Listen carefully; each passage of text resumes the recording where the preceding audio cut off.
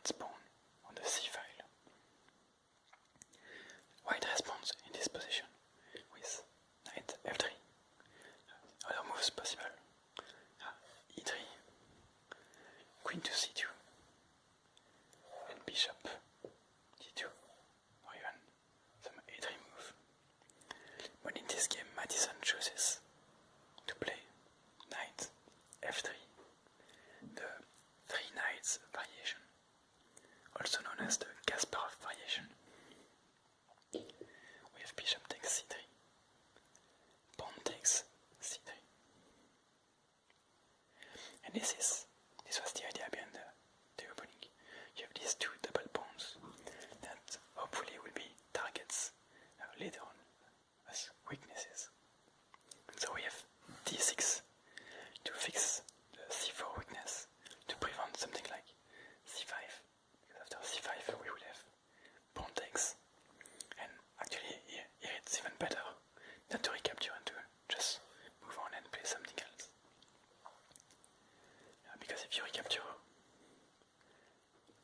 black is going to take the queen, and after white's recapture, white is left with a terrible pawn structure and two huge weakness in a queenless game. So that would be pretty terrible, a terrible position to play for black. So obviously, white is not going to push c4 instead of d6. b6 is also a possible move. A move that you see a lot in this position as well, typical from the Nimzo. We have queen to c2, queen e7, bishop to a3, and c5. Another typical idea in the Nimzo is to fix the weakness of black on c4, to prevent him from ever playing c5. You play c5 yourself. Obviously, white does not want to capture this pawn, because after this exchange, this bishop is basically stuck here. You're going to have something like this. Two big weaknesses with the bishop that is going to have to come back anyway. So that would be a terrible structure for white again. So white's not going to take this.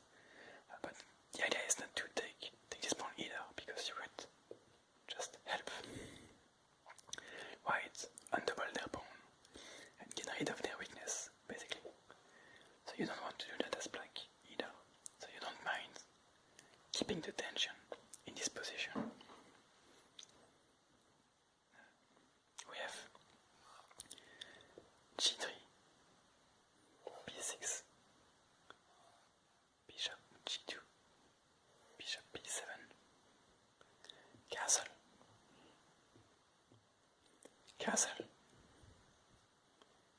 and now we have the first real mistake from white in this game. Knight h4, aiming at trading these two bishops. Nimzowitsch doesn't wait any time.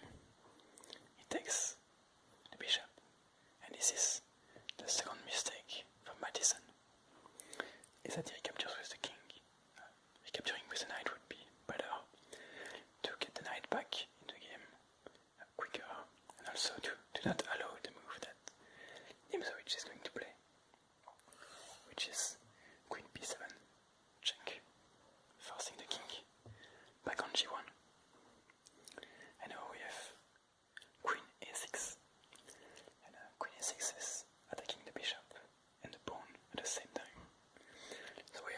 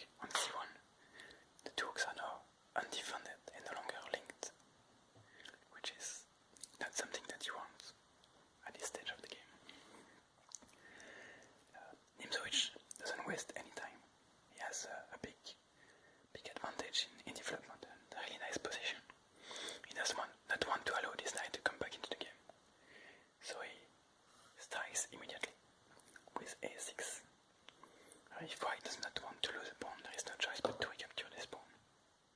And now we have rook takes a6. This position. D takes c5, b takes c5.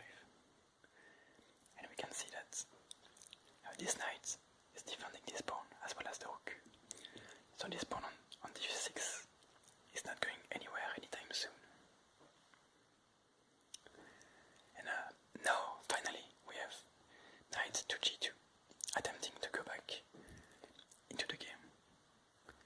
And there is a very serious threat of knight e3 to challenge this knight. Because this is such a strong knight that white really needs to get rid of it at all costs. But Nimzowitsch plays knight to d5 to prevent knight e3. If you had knight e3 now, you would have knight takes. Oops. Knight takes. And this knight would just recapture this rook. And you would be up on exchange. So that's not actually possible. But this knight is also attacking this pawn. So white goes with rook d3, defending the pawn. And now we have rook f to a1, doubling up the rook and putting some extra pressure on this pawn. We can already see that white's position is crumbling. It's starting to show some big cracks. And here Mattison tried e4 to remove this knight, to force the knight back, but Nimzowitsch doesn't really care. He goes knight e5, threatening the rook. So if you take the knight, you lose the rook and you lose the exchange. But rook d3 is not possible because of knight f3 with a fork. And after rook d1, knight takes c3, followed by rook takes a2, white would lose 2 pawns in a region endgame where they are completely dominated. White's pieces are uncoordinated while black's pieces are exceptionally well placed. So in this position actually, with the rook over here, Mattison resigned and Nimzowitsch won the game like that. Just for the sake of showing you what could have happened if they had kept on playing, I played this against Stockfish, and Stockfish decides to sacrifice the exchange. So I take the rook. And obviously, computers are not really good at playing completely lost positions. Because, for example, a player like Magnus or Aron would not have allowed this trade. They would have tried to keep as many pieces on the board as possible, to keep as many chances as possible, but the computer is just going to play the best move in the position, which is in a completely losing position. The best move is still a losing move. So it was not really difficult for me to win this against Stockfish. We have knight e3, even allowing this, the pin, so there is a trade of rook. You can see that we are trading everything down. I'm up on exchange. There is really no difficulty in winning this. This combo is check, so we have king to g2, rook a3, threatening this pawn. Stockfish goes c4, and here I sacrifice the exchange back to reach a completely winning endgame. And to basically simplify the position, because black is a pawn up, but like an extra pass pawn up, and so this is just completely winning. There is no more chances for white. The game is completely over.